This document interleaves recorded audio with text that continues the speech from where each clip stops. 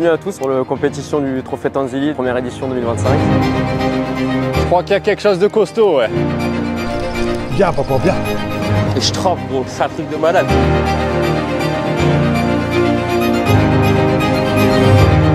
Ne lâche plus celui-là. Là, ça va être un vrai combat, ça va être une vraie bataille.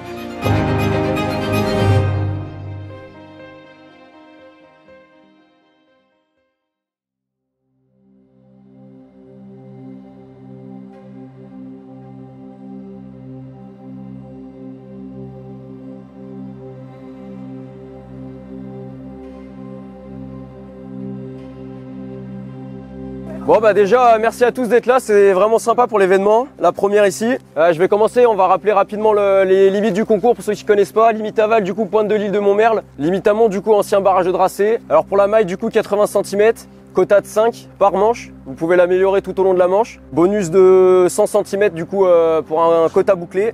Et on a un coefficient de 1,25 sur les poissons supérieurs à 1,75 m. Du coup, on finit le briefing, on lance la manche au coup de corne, pas avant. Et puis, fin de pêche prévue du coup pour 18 h. Donc là-dessus, on est pas mal. Et puis, si vous avez des questions, faut pas hésiter. C'est le moment. Et puis sinon, vous pouvez aller à vos bateaux.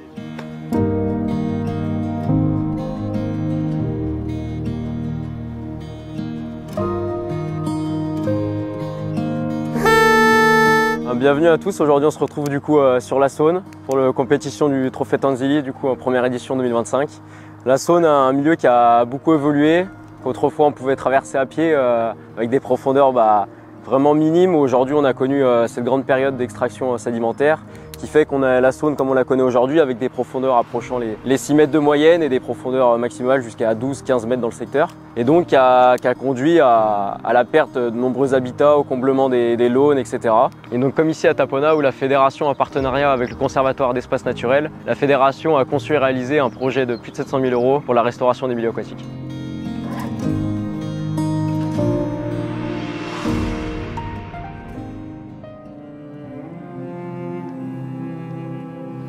Alors on va essayer de trouver des petits. Bon, là on vient de décrocher un collègue, il vient de décrocher un hauleur, là, enfin pas hauleur au vert, un poisson d'1,50 m. On va pêcher en fin de compte où il y a du poisson. Des beaux fleuves, nous on a la Moselle près de chez nous, ça vaut pas ici. Là c'est des bonnes conditions avec l'eau qui est montée, tout ça, mais le problème c'est qu'ils sont très méfiants. On l'a vu hier, on a pêché, on a vu plus de 30 poissons sur la journée, on a pris des petits, dont un record de 30 cm.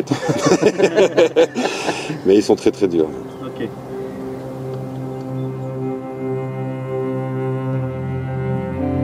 Alors nous on vient du nord, Valenciennes. On est venu taquiner le silure sur la Saône. On connaît la Saône par rapport aux vidéos sur internet. Le fameux Jean-Claude Tanzili. C'est ça qui a fait qu'on s'est déplacé. C'est ça la pêche. On sait jamais ce qu'on va remonter.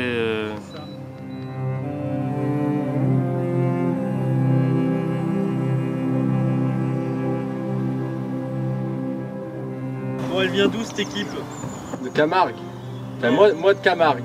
Et lui il habite ici. Ouais. Moi j'habite à Crèche. Et lui il vient de Camargue. Donc là t'as un Marseillais et un Parisien. Ah ouais. Ouais, sur le bateau, ouais. On en a vu deux gros, mais ils n'ont rien voulu savoir. Il y en a un qui est bien monté, et je sais pas, il a fait demi-tour. Il y a un truc qui lui a pas plu.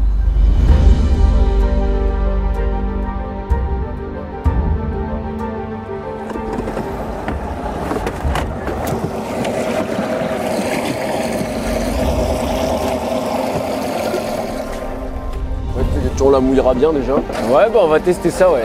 Tous les autres, ils sont vides. Du bout de la tête, jusqu'au bout. T'as combien, Jean-Pierre, là? Il est à 161. Vainqueur et Zabé. Équipe Vainqueur Zabé, 161 cm.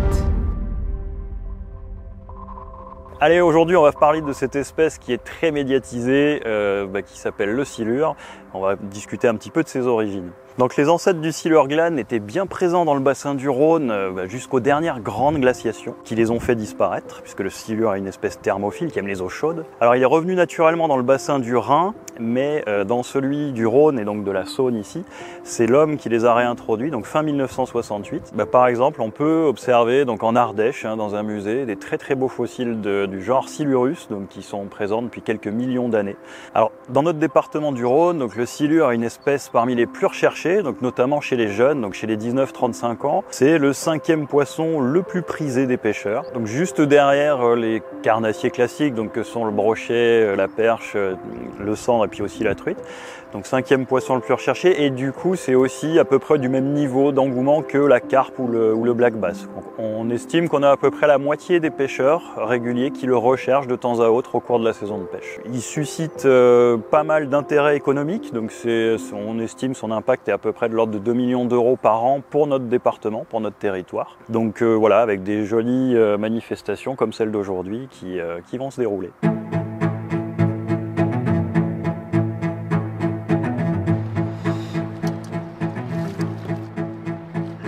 Yes.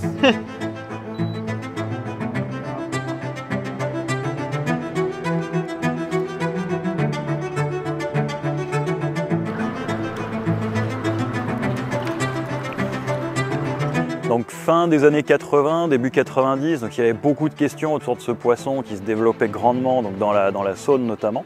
On avait des articles de presse qui titraient les dents de la Saône, donc il y a beaucoup de fausses idées qui ont circulé sur ce sujet.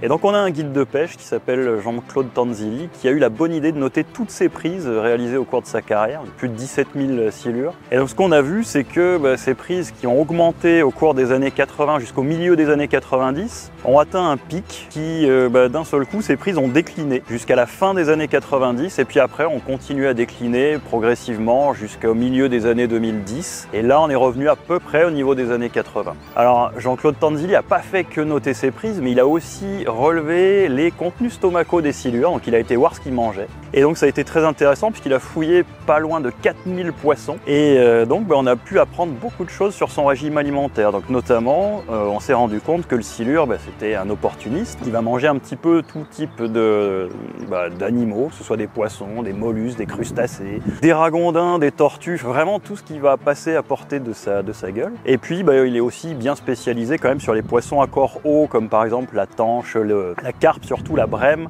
le carassin, des espèces qui sont pas trop prédatées par les autres comme le brochet, le sandre, qui sont efficaces sur des poissons quand même plus petits. Donc les silures de la Saône et du Rhône mangent de tout, mais ils ne mangent pas tout. Nuance qui est importante aujourd'hui. Ce qui est intéressant, c'est que ce régime opportuniste, ça va l'orienter assez naturellement vers des espèces exotiques envahissantes dont les populations vont avoir tendance à exploser.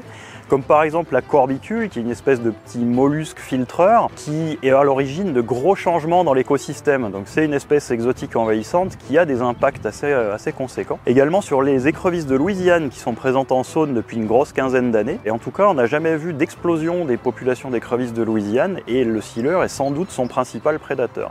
Donc aujourd'hui, pour essayer de poursuivre un petit peu et réactualiser le jeu de données qu'avait produit Jean-Claude Tanzilli, on va au cours de cette compétition regarder un petit peu ce que les silures ont mangé, donc on va faire quelques contenus stomacaux.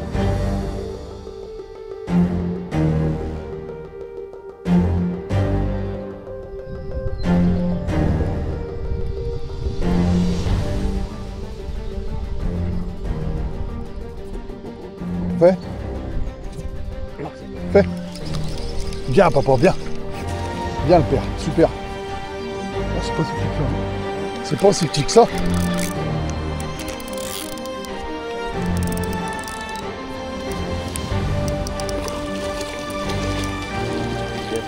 Ah oui, ça a l'air.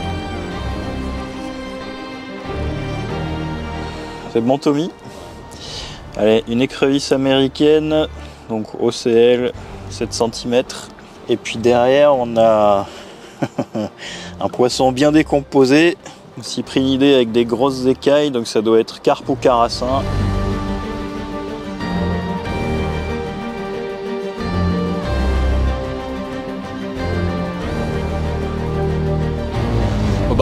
Sur une dérive au ver de terre, donc voilà, début de fosse, 1,82 m. Allez, à bientôt et merci pour ce concours. Voilà.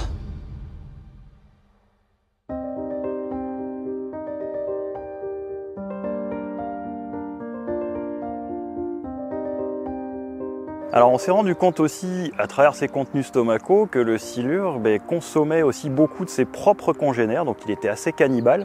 Donc on a à peu près 20 à 30% de silure dans la masse de poisson qui est consommée par les grands silures, donc qui dépassent à peu près 1,70 m. Ils deviennent vraiment cannibales à partir de cette taille. Et donc c'est intéressant parce que ça veut dire que concrètement, si on veut réguler, maintenir en tout cas leur population à des niveaux relativement contrôlés, il faut garder ces grands spécimens.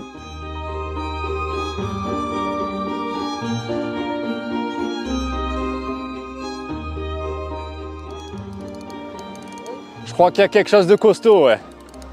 Je suis pas sûr, mais ça fait presque 10 minutes déjà. Hein.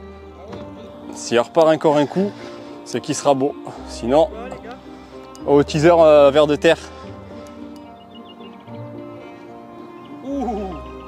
Oh oui. Oh oui. Là, il y a un poisson, là. Là, Mika, il y a un poisson, hein. Tu me le rates pas. Hein. N'aie pas peur. Ne lâche plus. Ne lâche plus, celui-là. Allez. Montre-moi ce 2 mètres là-dedans, là. Voilà. Voilà. Yes.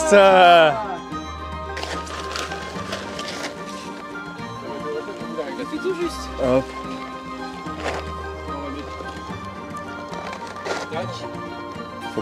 2,10 m. C'est bon. Par là. Voilà. Yes. Voilà. Bravo les gars. Voilà.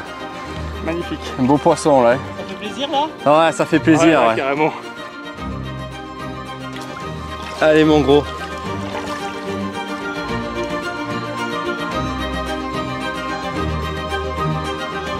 Autre chose en parallèle qui se produisait, c'est que souvent sur les berges, on avait des pêcheurs qui abandonnaient des cadavres de ces grands silures. Donc voilà, ils les tuaient par méconnaissance aussi, beaucoup, souvent. Et le problème, c'est que quand on se retrouve avec des grands cadavres accumulés sur des berges, ça pose des problèmes de salubrité publique, ça pose des problèmes de logistique pour les évacuer. Et donc, en partenariat avec les collectivités, on a décidé de mettre en place des mesures pour inciter et obliger en fait la remise à l'eau de ces spécimens de plus d'1,70 m. Aujourd'hui, ça porte ses fruits, on a beaucoup moins ce genre de cas à gérer.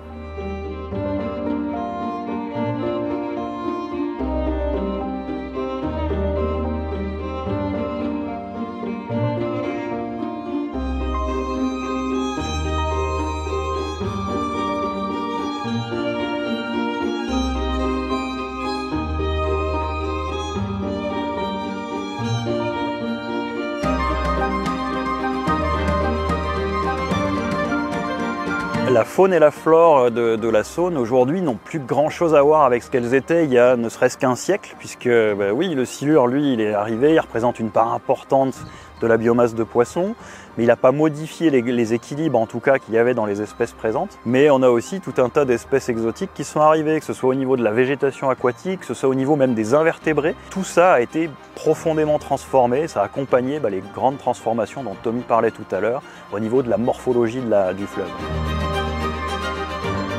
Bon alors les gars, ça se passe comment cette fin de compète là?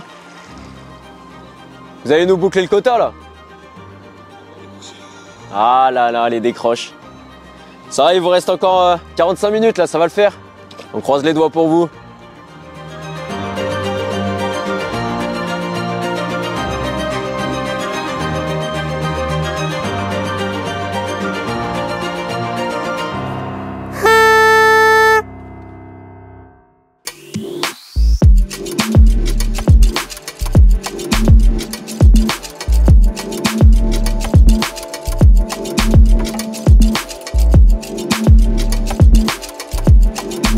Bon, on va rapidement vous annoncer quand même le classement de la mi-journée et puis derrière on basculera directement à la guinguette où le buffet sera mis en place. Troisième position Winkert Zabi avec 3 poissons. En deuxième position Suchet Richard avec 536 cm avec 4 poissons. Et en première position le seul quota de la journée 137, 84, 94 et 105 avec un 115 et donc le bonus de 100 points pour le quota qui revient donc à 635 cm. L'équipe tondue.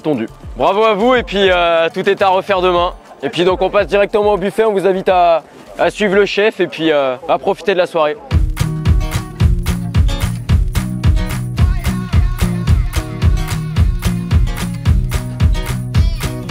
Sweet like wine, got honey on its own.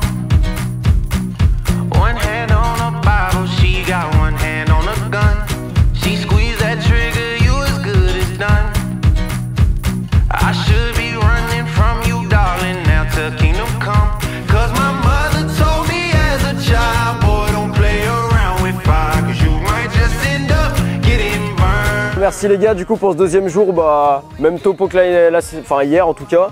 Juste aujourd'hui, fin de manche prévue à 14 h. Hier tout s'est bien passé, déjà on vous remercie pour ça. Tout ce qui est question de sécurité, même au niveau des poissons c'était nickel, donc on vous demande pareil. Et puis tout le monde au bateau et puis départ au coup de corne.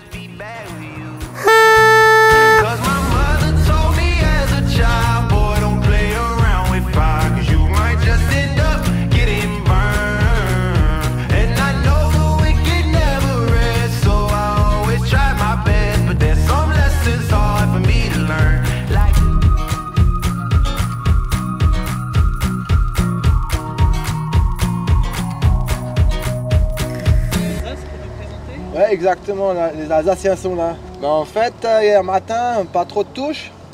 Et hier après-midi, ça s'est activé, hein, les silures étaient vraiment actifs. Mais seulement, on a loupé des poissons hein, maintenant. Pour moi, ils sont très malins, les silures ici. On a décroché un poisson, on pense, qui faisait 1,90. C'est trop dommage, trop dommage. Ben, c'est la première fois, première compète. Maintenant, comme c'est la compétition Trophée Tanzili, quoi. Tanzili, c'est un peu grâce à lui hein, qu'on est là. Hein. On s'est dit avec mon frère, allez vas-y on y va. Sérieux, c'est super. Hein. Super organisation, oui. On reviendra sûrement. Hein. Et on ramènera peut-être 1 ou 2 pêcheurs en plus. Donc les différentes études scientifiques qui ont été conduites sur l'impact du silure, sur les poissons d'espèces d'eau douce strictement, n'ont pas conduit à montrer des impacts qui soient notables. De même pour les anguilles, qui sont des espèces migratrices, elles sont globalement très peu prédatées, même dans les milieux où elles sont très abondantes. Par contre, du coup, aujourd'hui, on voit refleurir à nouveau des articles sur caricaturaux, comme voilà, le silure, le monstre d'eau douce, l'ogre qui dévore tout. Alors, ça provient notamment de travaux qui ont été menés dans le sud-ouest qui ont montré que le silure pouvait avoir une pression de prédation qui soit conséquente sur des espèces comme la lamproie marine, comme la lauze. Et donc sur cette façade atlantique, ces espèces-là, migratrices, étaient extrêmement conservées et capturées par la pêche professionnelle. Et depuis une quinzaine d'années, les effectifs de ces poissons-là sont en chute libre. Donc le silure étant un prédateur, les acteurs locaux ont décidé de lancer ces actions-là, donc dans le but de préserver les espèces, en tout cas c'est le but affiché, et aussi bien sûr les enjeux socio-économiques qui y sont liés. Alors dans le bassin du Rhône, c'est pas du tout l'option qu'on a prise, puisque si opération on devait mener, c'est des choses qui vont être très ciblées localement. Par exemple dans des points de passage obligés et contraints qui peuvent être difficiles pour notamment les aloses du Rhône, sont les passes à poissons, ce qui sont des sites sur lesquels effectivement les grands silures, c'est des prédateurs, ils sont pas fous, ils vont aller là où c'est le plus facile d'aller choper les poissons.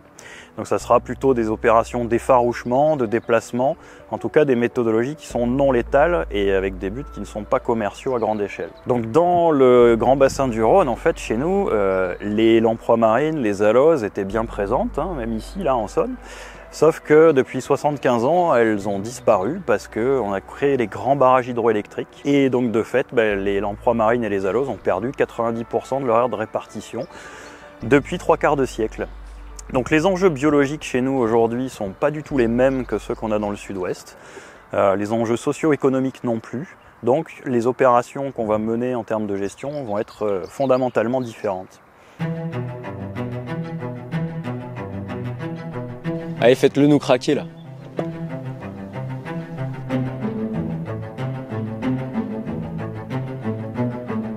Il en manque un quoi.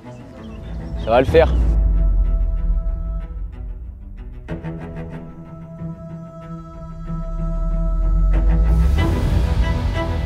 C'est un truc de malade. Et je trempe gros. Ah je trempe, je te jure c'est bon, j'ai mon record. Oh là là là là là, j'en peux plus. Ah, je suis dans un rêve. Je suis dans un rêve. Trop bien. Je suis heureux. Moi, je suis heureux. Franchement, je suis heureux.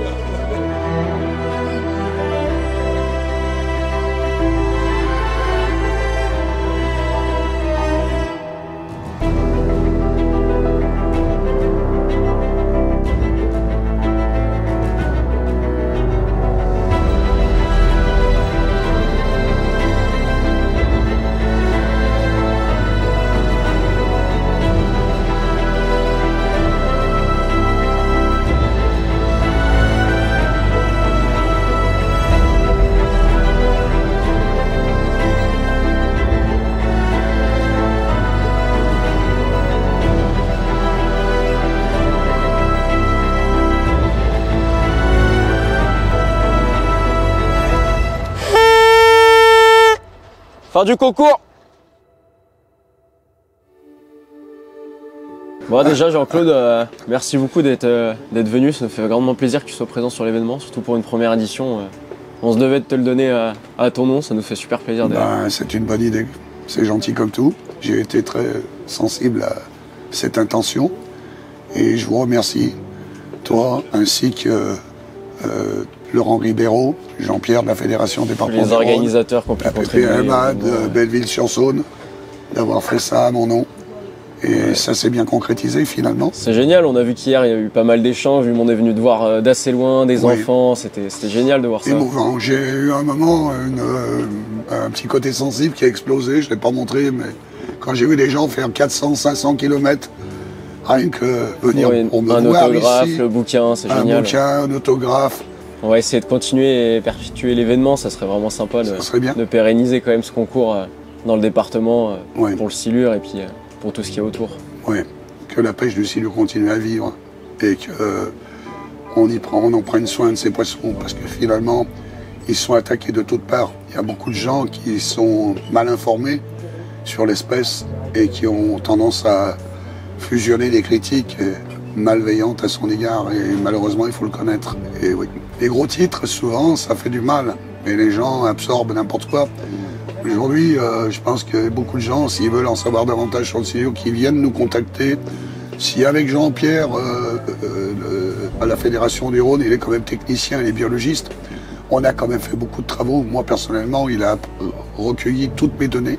Tout à fait, tu as un gros jeu de données déjà. Il les a informatisées et je pense que ça a déjà amélioré la vue que les gens avaient sur ce poisson. Mais malheureusement, il continue à y avoir des détracteurs, des anti-silures et des campagnes d'éradication.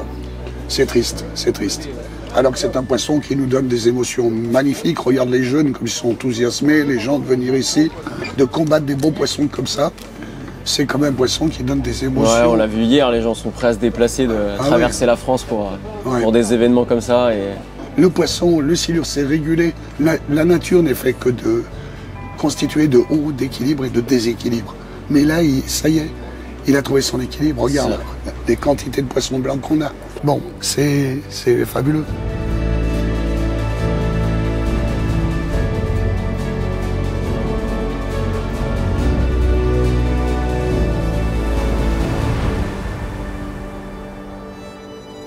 Magnifique. Mais je suis vraiment content pour ce concours. Vraiment, ça nous fait vraiment plaisir. J'en ai eu de l'émotion. Et franchement, il y a une bonne ambiance. Et puis je vois que dans la pêche, on est aussi jalousé, hein, je te le dis. Hein, mais je vois quand même qu'il y a beaucoup de gens qui m'aiment. Et ça fait plaisir. Ouais, tu restes une grande personnalité de la pêche du silure. Tu as été quand même prémisse de tout ça, sur tes terres. Organiser cet événement, c'est génial. C'est vraiment très gentil. On peut dire que c'est quand même un événement réussi. Un grand merci. Au vu des retours. Un grand merci à vous. Bon allez les gars, je vous laisse vous rapprocher. Je sais pas si vous m'entendez. Rapprochez-vous s'il vous plaît. Bon bah on va commencer déjà par tous vous remercier. Tous les participants pour ce premier déplacement, ça fait chaud au cœur. Toute l'équipe de bénévoles et tous les gars qui ont pu nous aider, toutes les petites mains pour la création de l'événement. La présence de Xavier, Jean-Claude, Laurent, tout ça, ça fait vraiment plaisir. Le magasin partenaire Fish & Furious qui a pu gérer grandement toutes les sollicitations des marques pour l'événement. Et puis donc avant toute chose, je vais laisser la parole à Yann, représentant de SGA, pour vous dire un petit mot. Et puis après, on procédera à la remise des prix. Donc vous me connaissez, je pense que vous connaissez tous SGA. Et j'ai tenu à être avec vous aujourd'hui pour célébrer cette fête du silure. Donc je remercie déjà Jean-Claude et Xavier. Hein. Merci Jean-Claude parce que Jean-Claude, ça a été l'élément déclencheur pour les silures en France. Il faut le remercier pour tout le travail qui a été accompli. C'est toute une vie de passion qui a été donnée à tout le monde. Je tenais à être là aujourd'hui parce que, je ne sais pas si vous avez vu sur les réseaux, on est tous attaqués, enfin le silure est attaqué dans beaucoup de départements. Et si on veut que cette fête aujourd'hui, qu'on fête là justement tous ensemble, que ça perdure, eh ben, il va falloir qu'on se batte. Il va falloir qu'on se batte parce que là, ça devient critique. Et je tenais à vous faire quelques mots pour que vous puissiez prendre conscience que si on ne s'y met pas tous ensemble, dans 10 ans, ben, c'est fini. Voilà, on n'entendra plus parler du silure. malheureusement. Et des gros spécimens, comme on a vu tout à l'heure, les liesses de joie. Et je pense que les pêcheurs de Valenciennes vont s'en souvenir toute leur vie. Mais des choses comme ça, je voudrais bien que nos enfants et nos petits-enfants puissent justement avoir les mêmes scènes, reproduire les mêmes scènes plus tard. Parce que là, ça va être un vrai combat, ça va être une vraie bataille. Parce que ce qui nous attend, c'est vraiment dur, très très dur. Tous les estuaires vont y passer, et une fois qu'ils auront fini les estuaires, ça sera le reste. Ça sera le reste. Et il ne nous restera plus que les yeux pour pleurer, malheureusement. Donc merci à vous d'être là, et rejoignez-nous le plus rapidement possible, et avec le maximum d'énergie possible, parce qu'on aura forcément besoin de vous. On va s'appuyer sur vous. Voilà, donc je laisse la parole. Merci aux organisateurs, c'est vraiment super sympa de m'accueillir et puis d'organiser ce genre d'événement. Merci à tous. Bravo. Bon, on va passer aux choses sérieuses. On va attaquer par nos champions avec le lot Big Fish. Naïs Sébastien et Guides Fabien, du coup, avec un silure de 218 cm. Merci à vous les gars. Là, on va partir du coup de la 3e position. Durand Philippe et Breza Stéphane avec 670 cm. Bravo les gars.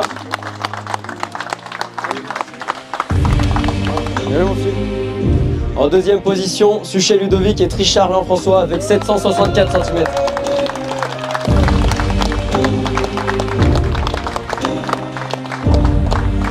Bravo les gars. Et donc en 1re position, père et fils, Tondu Guillaume et Tondu Michel avec 947 cm.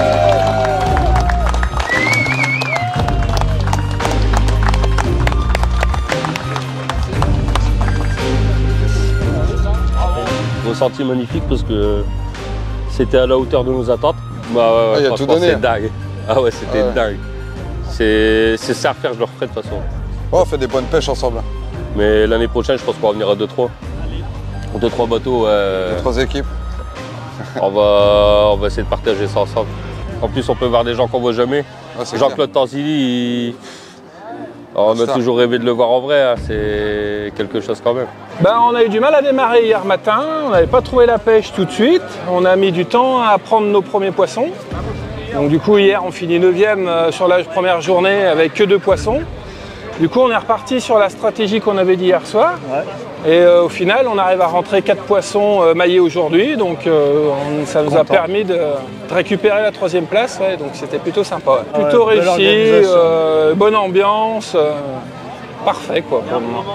Un beau week-end. Ouais, bon le temps allait, des poissons au rendez-vous. Tout allait bien, la Saône qui était belle à pêcher, des poissons qui étaient au rendez-vous, des beaux poissons en plus, pas les poissons qu'on a l'habitude de prendre quand même sur la Saône. Une bonne organisation. Et l'organisation au top. À refaire. À refaire l'an prochain. Il nous a manqué quelques points hier pour boucler. Si on boucle, ça l'aurait fait. Un super moment et une organisation au top. Donc vraiment bien. Content. Bravo, bravo pour l'organisation, c'était merveilleux et on a passé des bons moments, convivialité exceptionnelle, c'est bravo.